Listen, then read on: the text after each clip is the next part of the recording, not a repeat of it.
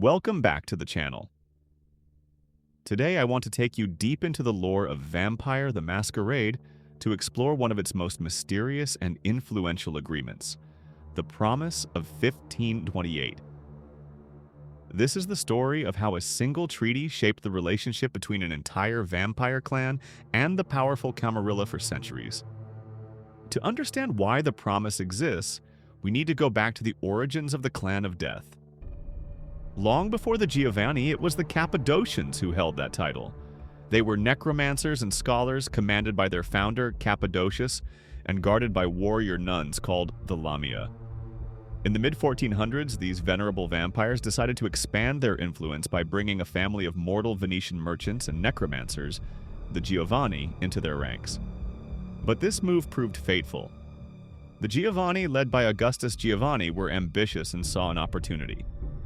Around the late 15th century, they betrayed their hosts, destroyed Cappadocius, slaughtered most of the Cappadocians and the Lamia, and took their place as the new masters of death. This coup horrified the surviving Cappadocians, who turned to the newly formed Camarilla for protection. The Camarilla, meanwhile, was facing threats on multiple fronts. The Sabbat was rising, and the last thing the Camarilla wanted was to fight both the Sabbat and an angry clan of necromancers. Rather than risk a two-front war, Camarilla leaders sat down with the Giovanni and hammered out a deal. The resulting document, signed in 1528, became known as the Promise of 1528. At its core, the promise was a pact of non-interference. It was short and blunt. The Giovanni agreed to stay out of Camarilla politics, and in return the Camarilla promised not to meddle in Giovanni affairs. In practical terms, this meant the Giovanni would remain neutral in conflicts between the Camarilla and the Sabbat, and they could continue hunting any surviving Cappadocians without fear of Camarilla reprisal. In exchange, the Camarilla recognized them as the official Clan of Death and left them to conduct their business and rituals in peace. Over the centuries, the actual terms of the promise were shrouded in secrecy, known only to a handful of Giovanni elders and Camarilla archons. Questions about what constituted interference inevitably arose. So in 2002, the Camarilla issued a clarification. It spelled out that the promise covered all Giovanni, including their mortal relatives and ghouls, and all acknowledged Camarilla kindred and their dependents. Giovanni could live wherever they wished in Camarilla domains without asking for permission. They merely needed to be polite and inform the local prince if they intended to attend court. They were free to conduct business with other vampires and even make deals with non-Camarilla kindred, provided those deals weren't aimed at undermining the Camarilla. They could embrace or destroy members of their own family without seeking Camarilla approval, and any disputes between the two factions would be handled by each side's own authorities. Crucially, the clarification reminded everyone that the Sabbat was never part of the deal. Giovanni dealings with Sabbat pacts were done at their own risk. Why did the Camarilla agree to all this? The fledgling sect had no appetite for a war against an ally of convenience. By granting the Giovanni autonomy and recognizing their new status, the Camarilla secured its flank and prevented the necromancers from throwing in with the Sabbat. For the Giovanni, the promise allowed them to consolidate power in their home city of Venice, build a vast banking empire and trade network, and expand across Europe and the New World. They embraced new families like the Rossellini, Puttanesca, Duncern, and Milliner, spreading their influence into finance, politics, and the occult. All the while, the Giovanni pursued darker goals, such as the infamous Endless Night, Augustus Giovanni's plan to tear down the barrier between the living and the underworld. The promise provided cover for these necromantic schemes.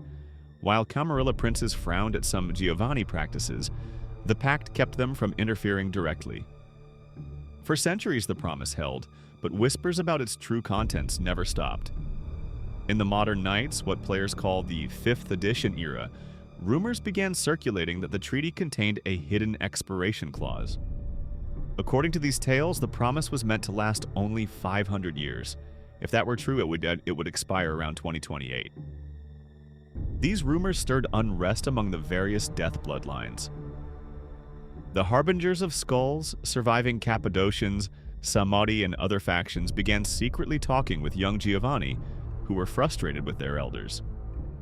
Fear of Camarilla retaliation and resentment toward Augustus Giovanni led to a revolt within the clan.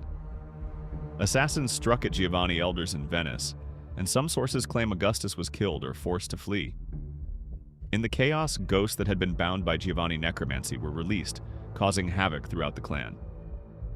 This upheaval culminated in the family reunion. The various necromantic bloodlines set aside their differences and formed a new clan called the Hecata. Guided by the mysterious Capuchin and an inner council known as the Anciani, the Hecata united the Giovanni, Harbingers of Skulls, Samedi, and others under one banner.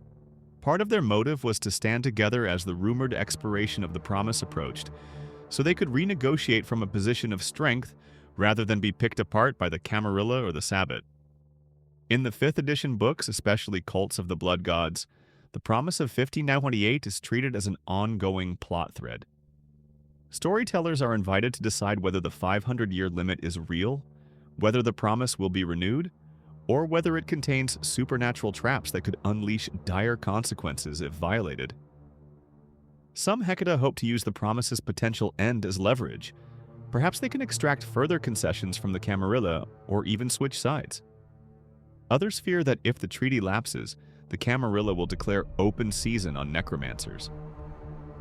Princes and justicars debate whether to keep the clan's special status or finally curb their power. Outside the Camarilla, anarchs and Sabbat packs see an opportunity to recruit or punish the Hecata once the protections of the promise are gone. So why is the promise of 1528 so important to the world of darkness? It's because it represents a rare moment when two mortal enemies struck a deal for mutual survival. That single compact allowed the Giovanni to become global power brokers, shaped centuries of vampire politics, and now looms over the modern knights like a sword. With the in-game year creeping closer to 2028, the promise offers an intriguing ticking clock for players and storytellers. Will the treaty be renewed, broken, or fulfilled in some unexpected way? What happens if the secrets hidden in its clauses are finally revealed? Those questions sit at the heart of many modern chronicles. If you found this exploration of the promise of 1528 fascinating, please hit that like button, subscribe for more deep dives into the lore of Vampire the Masquerade, and let me know in the comments which mysteries of the world of darkness you'd like me to unravel next.